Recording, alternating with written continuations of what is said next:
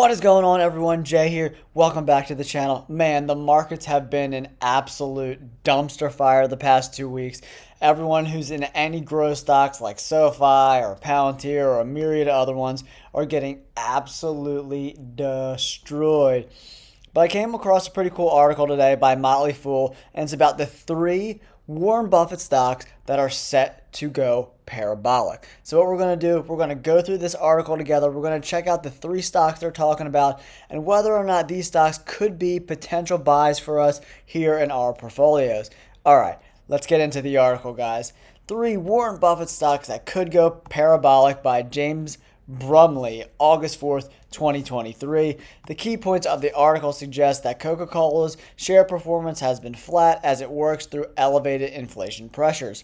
Sellers of Paramount Global shares underestimate the company's future potential. I was actually in Paramount for a little while, and then once they cut the dividend, I got out just to see where the stock kind of settled. It's kind of in that 15-ish dollar range. If it gets down to 12-ish, maybe I'll be a buyer there, but we'll see what this article has to say. See if they can convince me to get back into Paramount. And the next one is Capital One. Capital One offers a strong track record of growth that stands up to the tough economic environment. All right, so these three stocks are Coca-Cola, Paramount, and Capital Group. So let's see what is going on with these three stocks according to this article on the Motley Fool. Some of Buffett's picks have lagged as of late, setting the stage for oversized recoveries in the foreseeable future. I agree that Buffett's portfolio has kind of been flat, but in these kind of crazy times, flat is better than getting your asses handed to you, like I've been getting with SoFi and Palantir and some of the bigger name growth stocks. There's a lot of big potential in SoFi and Palantir, but sometimes the stability is better for your overall general psyche. All right, everybody, let's jump into the first stock on this article. It's Coca-Cola. It says Berkshire Hathaway isn't a key stakeholder in Coca-Cola by coincidence. Buffett is also a big fan of the company's products. He reportedly drinks 5 cans of one of the company's namesake colas every single day. Adhering to his own advice, invest in what you know. I think circle of competence is extremely important. You're going to be a lot more familiar with companies that you use on a daily or monthly basis than you are maybe some crazy biotech company. You don't know what they're doing, how they're doing it, or why they're doing it. You're just kind of guessing a little bit. But if you're a big believer in Coca-Cola and their products, maybe investing in them is not a bad idea. Like for me, my dogs, we use Chewy a lot. They're a great service that delivers to your house. They do prescriptions, they do all this kind of stuff. So I'm very familiar with Chewy, their product lines, their quality of service, their customer service. So that's why I decided to be an investor in Chewy. Okay, here we go. But Coca-Cola is a great Buffett-approved pick even if he weren't a regular customer of the company's beverages. Not only has the beverage giant paid a quarterly dividend like clockwork for decades now, but it has raised its annual dividend payouts for 61 consecutive years. There's no end to this streak in sight either, given the company's commanding hold on the beverage market. So that's really important. So say you invested in Coca-Cola at 3% dividend 30 years ago, and say the dividend has 10x'd from what it was 30 years ago. That means you're going to be getting 30% dividend on the money you initially invested 30 years ago. So that's the power of dividends. If these dividends you're in continue to increase their dividend payout every year, you can make a lot of money over time. This continued dividend growth, along with its underlying profit growth, hasn't meant much to the market as of late. Shares are priced right around where they were in early 2022, an unusually prolonged lack of forward progress for this particular ticker. And here we go. We're looking at Coca-Cola here, guys, at $263 billion market cap. 52-week range is $54 to $65. And the gross margins around 60% is awesome and is paying right around a 3% dividend. All right, so let's go on Coke. Let's see what their year-to-date. As you can see right here, they're down 4%. Over the last 5 years, 30% plus the dividends. You really can't beat that kind of steady growth. The PE ratio is a little smidge high for me at the 25 range.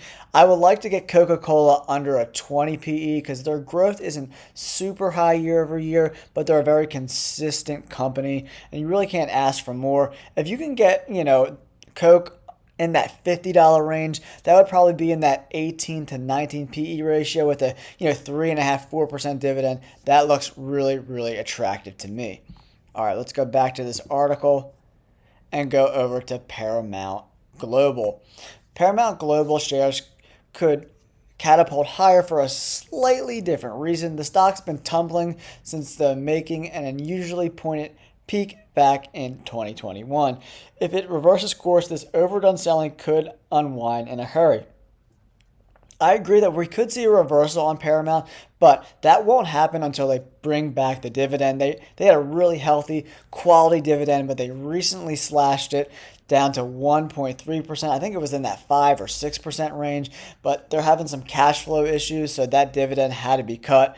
In the long-term trajectory of this company, cutting the dividend was smart. You don't want to be paying out a bunch of money in dividends when your bottom line is suffering. So I think business-wise, it was really smart. But as a shareholder, it does not bode a lot of confidence in the company when you're cutting the dividend by 80, 90%.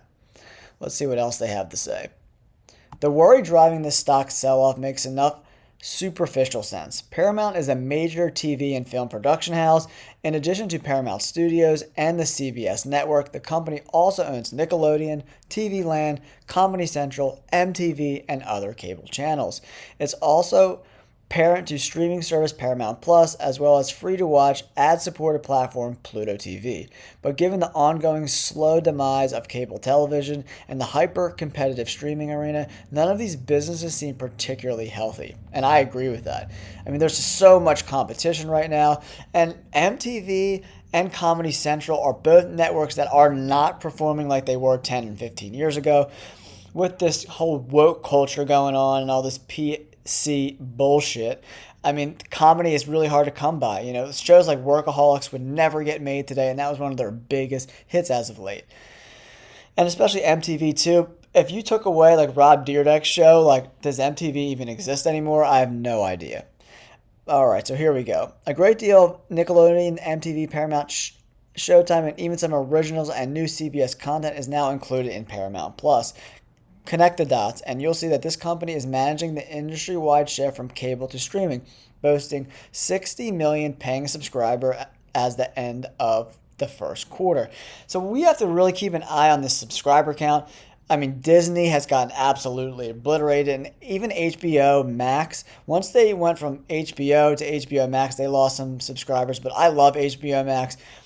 I'm in this space, but I like HBO and Discovery way more. I love their platform. They have a lot more cool shows to watch than Paramount. So I'm a little iffy on Paramount. If they brought the dividend back in that 4 to 6% range, I could see myself nibbling some shares, but we'll see.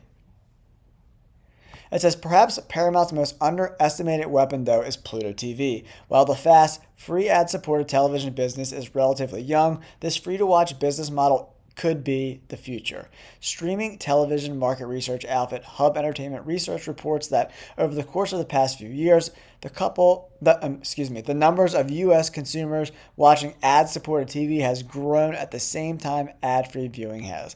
So if you check out this chart done by this company, you get to see the ad-supported and ad-free watching over the last couple of years, and they're both, growing at very good rates.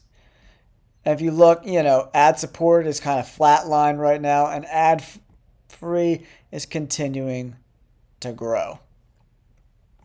In the same vein, digital TV research predicts that the global FAST market will triple in size between 2022 and 2028, growing from $6 billion to $18 billion per year by the end of this 6-year stretch. Again, Paramount is where it needs to be, even if most investors can't see it yet. I think that'll be a lot to be desired. We'll see what happens, because Paramount is down 10% year to date, which isn't bad considering that significant dividend cut. That dividend cut was brutal, guys. So, man, we'll see what happens. But over the past year, they're down 43%, which is super significant. And over the past 5 years, I mean, you got to take away this big peak. I think there was a bunch of there was like that one company over in China that was buying up all their shares that ended up going bust. So we're like right, it's like trading almost as low as it was during COVID. So that's a concern for me. And they're losing money on the bottom line right now. So for me, I'm passing on Paramount for sure. In time, I could change my mind, but we'll see what's up. All right, and the third one is Capital One Financial. Last but certainly not least, add Capital One Financial to your watch list of Warren Buffett stocks that could take off in a big way. And this stock, I looked at the PE ratio, it's coming in the 8 range, which is significantly cheaper than stocks like Coca-Cola. And Capital One is growing way more than Coca-Cola is year over year. And we could literally have Coca-Cola cut in half and it would still be trading more expensive than Capital One. It's one of the newest of Berkshire's positions. In fact, almost 10 million shares of the credit card company Berkshire owns were purchased during Q1, making it its biggest buy of the quarter. It wouldn't be surprising to see the position expanded in the near future, as Buffett often accumulates slowly rather than buying all at once. But here is the chart at Capital One. And it's really interesting. They're at a $42 billion market cap right now. Gross margin 0%. I don't know what that's all about. And then a dividend at 2.2%. Let's go check out the Yahoo Finance chart and see what's going on a little bit more with this stock. They're up 14% year to date. In the past 5 years, they're only up 7%. So that's a pretty big bargain, you know. I mean, considering they were $55 during COVID, that was the time to buy any of these financial institutions. $55 a share.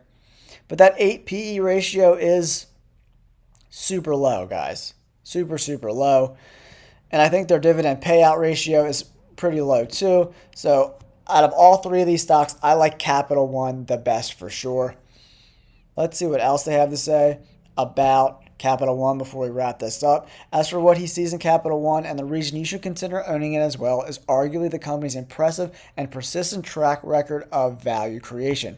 While economic turbulence that prompts loan delinquencies and defaults is a worry right now, Gabelli Global Financial Services fund manager Ian LePay notes that if the environment turns truly problematic, Capital One would probably tighten its underwriting standards as it did in the early stages of the COVID-19 pandemic. So pretty much what that means is like they're not going to give out loans to the same type of people they're giving them out now. They're going to like really shrink the people that they're giving loans to and only give them to the best qualified, applicants.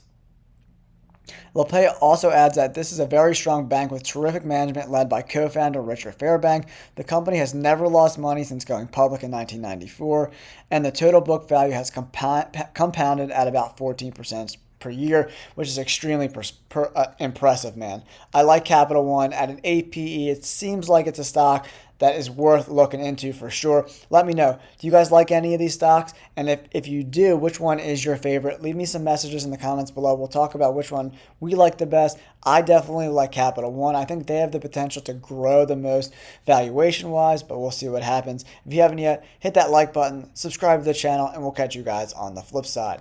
Peace!